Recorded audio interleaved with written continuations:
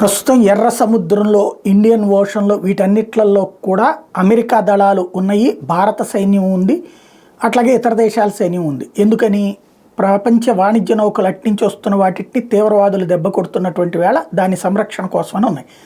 ఇదే సమయంలో బ్రిటన్ కూడా ఇంతకుముందు పెట్టింది. ఇప్పుడు కొత్తగా బ్రిటన్ భారీ సైన్యాన్ని అక్కడికి పంపిస్తోంది. బ్రిటన్కి ఇప్పుడు తీవ్రవాదులు హెచ్చరిక జారీ చేశారు. హమాస్ తీవ్రవాదులకి తోడుండేటటువంటి బృందాలు బ్రిటన్ వాళ్ళు ఇక్కడ అడుగు పెడితే వాళ్ళ అంతు చూస్తామని ప్రకటించడం అనేది సంచలనం సృష్టించింది. Palestinian militant group Popular Front for the Liberation of Palestine PFLP, a long term ally of Hamas, threaten to attack British troops in case of possible deployment to Gaza. The United Kingdom is reportedly considering putting boots on the ground in Gaza to assist US military in delivering aid to Palestinians.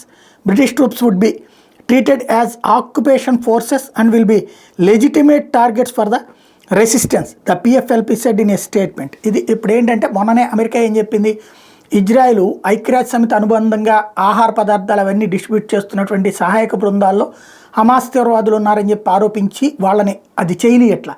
దానికి బదులుగా America తనే అక్కడ షెడ్లు ఏర్పాటు చేసి ప్రపంచ దేశాలందరూ ఏ సాయం చేద్దాం అనుకున్నా వాళ్ళకి పంపిస్తే వాళ్ళు డిస్ట్రిబ్యూట్ చేద్దాం అనుకున్నారు. వాళ్ళకి సహకరించడానికి బ్రిటన్ కూడా తన సైన్యాన్ని పంపిస్తానంటుంది.